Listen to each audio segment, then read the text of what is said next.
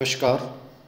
आज हम हमारे बीए के पाठ्यक्रम के अनुसार आर्थिक व्यवस्था के अंतर्गत भारतीय इतिहास का एक महत्वपूर्ण टॉपिक के ऊपर हम चर्चा करने जा रहे हैं और ये टॉपिक होगा भूराजस्व प्रणाली के ऊपर। और भूराजस्व प्रणाली के तहत एक अत्यंत ही महत्वपूर्ण बिंदु रैयतवाड़ी व्यवस्था क्या थी, रैयतवाड़ी व्यवस्था का तात्पर्य क्या था, रैयतवाड़ी व्यवस्था में क्या प्रमुख विशेषताएं थी, शर्तें थी और रैयतवाड़ी व्यवस्था में भूमि का मालिक किसको माना गया। इन समस्त बिंदुओं के माध्यम से आज हम इस छोटे से बिंदु को समझने का प्रयास करेंगे। तो चलिए देखते हैं रैयतवाड़ी व्यवस्था। रैयतवाड़ी सिस्टम, रैयत का शाब्दिक अर्थ होता है किसान।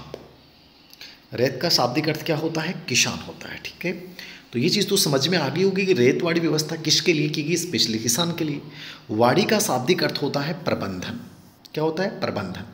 अर्थात सरकार का किसानों के साथ जो प्रबंधन था वही क्या बन गया साहब? रैयतवाड़ी व्यवस्था बन गया। तो रैयतवाड़ी व्यवस्था क्या है? रैयत का शाब्दिक अर्थ किसान तथा वाड़ी का शाब्दिक अर्थ प्रबंधन, और सरकार का किसानों के साथ जो प्रबंधन है वो क्या कहलाता है? वो रैयतवाड़ी व्यवस्था कहलाती है। देखिए, प्रारंभकर्ता कौन थे? सबसे पहले 1792 में मद्रास के 12 महल जिले में कैप्टन रीड, ये शब्द याद रखिएगा, सबसे पहले किसने प्रारंभ किया? 1792 में मद्रास के 12 महल जिले में कैप्टन रीड द्वारा इसको प्रारंभ किया गया और 50% भूमि कर दर तय की गई। कितना कर तय किया गया? 50%। महत्वपूर्ण बात है। इस कारण आलोचना होने पर 1807 में इसको घटाकर कितना कर दिया गया साहब? 33% कर दिया गया। कितना कर दिया गया? 33% किया गया। ये भी आपको याद रखना है। शुरुआत में 50% था। किसने किया? कैप्टन रीड द्वारा किया गया। कब किया गया? 1792 ईस्वी में किया गया। कहाँ शुरुआत की गई? मद्रास के 12 महल जिले में इसकी शुरुआत की गई। लेकिन जब कर की मात्रा बहुत ज़्यादा थी और इस वजह से इसकी आलोचना हुई और इसको घटाकर कितना कर दिया गया? 33%। कब? 1807 में। आगे देखिए, रैयतवाड़ी बंदोबस्त के पीछे का दर्शन क्या था? क्यों शुरू किया गया कि स्थायी बंदोबस्त प्रणाली थी, ठीक है, रैयतवाड़ी व्यवस्था आई, फिर महलवाड़ी व्यवस्था, तो ये सब चीज़ें क्यों परिवर्तन करने की आवश्यकता कहाँ थी? देखिए, भूराजस्व सुधार की प्रक्रिया शास्त्रीय अर्थशास्त्र यानी क्लासिकल इकोनॉमिक्स तथा रिकार्डो के लगान सिद्धांत से प्रभावित थी। रिकार्डो ने जो लगान सिद्धांत दिया वो क्या कहता था? रिकार्डो का यह मानना था कि कृषि उत्पादन से कृषि उपकरण के मूल्य और किसानों के श्रम के मूल्य के अंश को अलग करने से जो रकम बचती है वह विशुद्ध अधिशेष होता है। लगान की दृष्टि से उसके एक भाग पे सरकार अपना दावा कर सकती है। उसी प्रकार जिम्मेदार एक निर्भर वर्ग है जो स्वयं तो उत्पादन में हिस्सा नहीं लेता लेकिन केवल भूमि पे स्वामित्व के आधार पे और भूमि के अधिशेष पे अपना दावा करता है। तो ये किसने दिया है? ये किसने दिया? रिकार्डो का लगान सिद्धांत की महत्वपूर्ण बात है, याद रखना। अब एक महत्वपूर्ण चीज़ आती है, बहुत बार प्रश्न पूछ लिया जाता है कि साहब सूर्यास्त का कानून क्या था? सनसेट लॉ क्या था? देखिए, सनसेट लॉ ये था कि यदि किसान निर्धारित तिथि तक निर्धारित राजस्व का भुगतान नहीं करता था तो उसकी ज़मीन पर मालिकाना हक ख़त्म कर दिए जाते थे। मान लीजिए निर्धारित कर दिया गया कि आज, मान लीजिए कि निर्धारित कर दिया कि आज शाम तक जो है वो आपको लगान जमा करवाना है साहब, 22 जनवरी तक, और शाम को 6 बजे का टाइम दे दिया, 5 बजे का टाइम दे दिया सूर्यास्त तक का। मान लीजिए किसान यदि लगान जमा नहीं कर पाता है तो उसकी जो ज़मीन है वो उसके अधिकार में नहीं रहेगी, उसका मालिकाना हक जो है वो ख़त्म हो जाएगा। तो ये बहुत गंदा कानून था एक प्रकार से, और ये किसानों के ऊपर साहूकारों का जो ब्याज होना, कर्जदार होना, ये बहुत बड़ा रीजन बना इसका। मद्रास से प्रारंभ। तत्कालीन गवर्नर जनरल टॉमस मुनरो द्वारा 1820 में विस्तृत रूप से मद्रास स्टेट में प्रारंभ। देखिए, 1792 में रीड द्वारा ही शुरुआत की थी, लेकिन विस्तृत रूप से जो प्रारंभ किया गया वो टॉमस मुनरो ने 1820 में मद्रास में इसको लागू किया। इसमें जो भूराजस्व का भुगतान था वो किस रूप में होता था? नगद के रूप में। मद्रास में जो बंदोबस्त की व्यवस्था की गई वो 30 वर्ष के लिए की गई साहब। कितने वर्ष के लिए की गई? 30 वर्ष के लिए।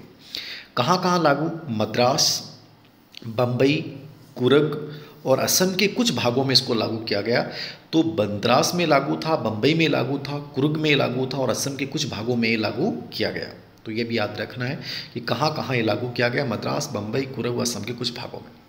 आगे देखिए, बम्बई में रैयतवाड़ी बंदोबस्त। बम्बई के तत्कालीन गवर्नर एलिफिस्टिन और चैपलिन का योगदान। मुंबई में 1824 से 1828 के मध्य प्रिंगल यानी बंबई के मुख्य सर्वेक्षण अधिकारी ने भूमि सर्वेक्षण किया, लेकिन उनके सर्वेक्षण की कुछ सीमाएं थी साहब, कमियां थी।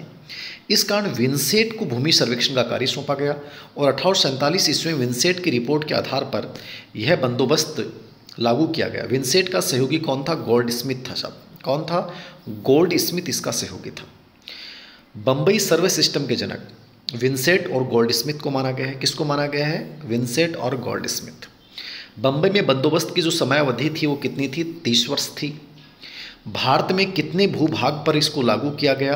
तो 51% भूभाग पे इसको लागू किया गया, ये भी याद रखना। बंदोबस्त किनके साथ और क्यों? तो किसानों से सीधा बंदोबस्त किया गया। किससे बंदोबस्त किया गया? किसानों से सीधा बंदोबस्त किया गया। अब रैयतों को भूमि के मालिकाना हक तथा कब्जादारी अधिकार दे दिए गए। दक्षिणी भारत में वैसे भी जमींदार वर्ग का इतना अस्तित्व नहीं था जितना कि उत्तर भारत में।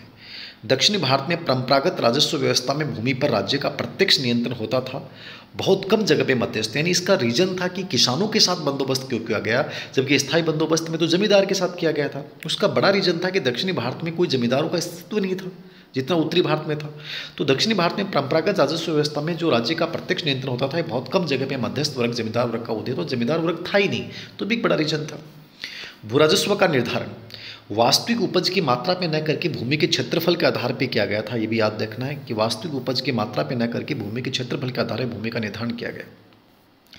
भूमि कर की दर जो थी वो 33% से 55% के मध्य थी, क्षेत्रफल के आधार पर न कि उपज के आधार पर, याद रखना। रेतवाड़ी बंदोबस्त लागू करने का उद्देश्य क्या था? मध्यस्थ वर्ग को समाप्त करना। जो सरकार के बीच और किसान के बीच जो एक वर्ग था, जो बीच में अपना कमीशन रखता था, उसको समाप्त करना। इस वर्ग के कारण सरकार की आय में कोई वृद्धि नहीं होती थी, ठीक है। कंपनी के अधिकारी भी इस व्यवस्था को लागू करने के पक्ष में थे, क्योंकि उनका मानना था कि दक्षिण और दक्षिणी पश्चिमी भारत में इतने बड़े जमींदार नहीं हैं कि उनसे स्थायी बंदोबस्त किया जा सके। इसलिए क्षेत्र में रेतवाड़ी व्यवस्था करना, तो जमींदार वर्ग का नहीं होना, मध्यस्थ वर्ग को समाप्त कर देना और किसानों की स्थिति में एक सुधार करना, ये कि गौण उद्देश्य मान लो, लेकिन कहीं ना कहीं मजबूरी का मान लो, ये उद्देश्य भी इनका था। तो ये 3 प्रमुख कारणों से इसको लागू किया गया, ठीक है। ये 3 समझ लीजिएगा। मध्यस्थ वर्ग को समाप्त करना, इस वर्ग के कारण सरकार के आय में कोई वृद्धि नहीं होती थी। कंपनी के अधिकारी जो इस व्यवस्था को लागू करने के पक्ष में थे, उनका मानना था दक्षिणी पश्चिम भारत में इतना बड़ा कोई जमींदार वर्ग नहीं है। और किसानों की स्थिति में क्या करना? सुधार करना। बंदोबस्त के दोष क्या हैं देखिए। हालांकि इस व्यवस्था के बारे में तर्क दिया गया कि व्यवस्था भारतीय कृषकों, भारतीय कृषि के अनुरूप है, किंतु वास्तविकता इससे बिल्कुल भिन्न थी। व्यवहारिक रूप से व्यवस्था जमींदारी व्यवस्था से किसी भी प्रकार कम हानिकारक नहीं थी। यानी एक प्रकार से जो स्थायी बंदोबस्त के दोष थे, स्थायी बंदोबस्त की जो कमियां थी, वही कमियां बदस्तूर इसमें भी जारी रही। तो दिखावे के लिए जरूर उन्होंने कहा कि हमारी बहुत अच्छी व्यवस्था है, लेकिन वास्तव में ऐसा कुछ भी नहीं था। इसने ग्रामीण समाज की सामूहिक स्वामित्व की अवधारणा को समाप्त कर दिया तथा जमींदारों का स्थान स्वयं ब्रिटिश सरकार ने ले लिया। पहले जो ग्राम प्रमुख होते थे, उनके राजस्व वसूली में मुख्य भागीदारी होती थी, लेकिन व्यक्तिगत संपत्ति को महत्व जब दिया गया तो उनका महत्वपूर्ण होता गया, ठीक है। तो ये भी एक प्रकार से इसकी दोस्त थी। ग्रामीण समाज की सामूहिक संपत्ति स्वामित्व की जो अवधारणा थी वो भी समाप्त होगी। जमींदारों का स्थान स्वयं ब्रिटिश सरकार ने ले लिया। पहले जो ग्राम प्रमुख होते थे, वो राजस्व वसूली में मुख्य भागीदारी होती थी, उनकी भी एक प्रकार से महत्वपूर्ण कम होता गया। सरकार ने राजस्व वसूल करने के लिए मनमाने ढंग से भूराजस्व का निर्धारण किया। जैसे स्थायी बंदोबस्त में स्थायी था, लेकिन यहाँ स्थायी नहीं था, समय समय बढ़ोतरी भी की गई। भूराजस्व का निर्धारण उपज के बजाय भूमि के क्षेत्र के आधार पर किया गया। कितना क्षेत्र आपके पास? किसानों का परीक्षण होने से किसानों ने सरकार के खिलाफ आंदोलन भी किया, जिससे 1875 ईस्वी में दक्कन में जो किसानों का विद्रोह था, कौन सा विद्रोह की बात कर रहे हैं हम? 1875 ईस्वी में दक्कन में जो किसानों का विद्रोह था, वो एक बड़ा विद्रोह था। वो कहीं ना कहीं उसकी भूमिका यहाँ थी। परिणाम स्वरूप दक्कन दंगा राहत अधिनियम, ये भी आपको याद रखना है, दक्कन दंगा राहत अधिनियम 1879 में पारित किया गया। इस व्यवस्था के तहत किसान का भूमि पर तब तक ही स्वामित्व रहता था जब तक कि वह लगान की राशि सरकार को निश्चित समय के भीतर अदा करता था, अन्यथा उसे भूमि से बेदखल किया जाता था, ठीक है। ये भी आपको याद रखना है। अधिकांश क्षेत्रों में लगान की दर बहुत ज़्यादा थी, अतः प्राकृतिक विपदा या अन्य किसी प्रकार की कठिनाई आने पर लगान अदा नहीं कर पाता था तथा अपनी भूमि से उसे हाथ धोना पड़ता था। ये भी एक बड़ा रीजन था लगान की दर ज़्यादा होना। किसानों को लगान वसूलने वाले कर्मचारियों को दुर्व्यवहार का भी सामना करना पड़ा, वो भी दुर्व्यवहार करते थे, ठीक है, ज़बरदस्ती लगान वसूल करते थे। किसानों को अत्यधिक राजस्व वसूली के कारण किसान धीरे धीरे गरीब हो गए, राजस्व चुकाने के लिए धीरे धीरे महाजनों पर आश्रित हो गए। इस कारण महाजनों का अर्थव्यवस्था के कारण कृत्रिम रूप से निर्माण हुआ। तो एक प्रकार से वही नुकसान थे जो स्थायी बंदोबस्त के थे, लेकिन फिर भी कुल मिला के भूमि का स्वामित्व तो किसान के साथ था, सीधा किसान से समझौता किया गया। ये एक प्रकार से हमारी रैयतवाड़ी व्यवस्था थी।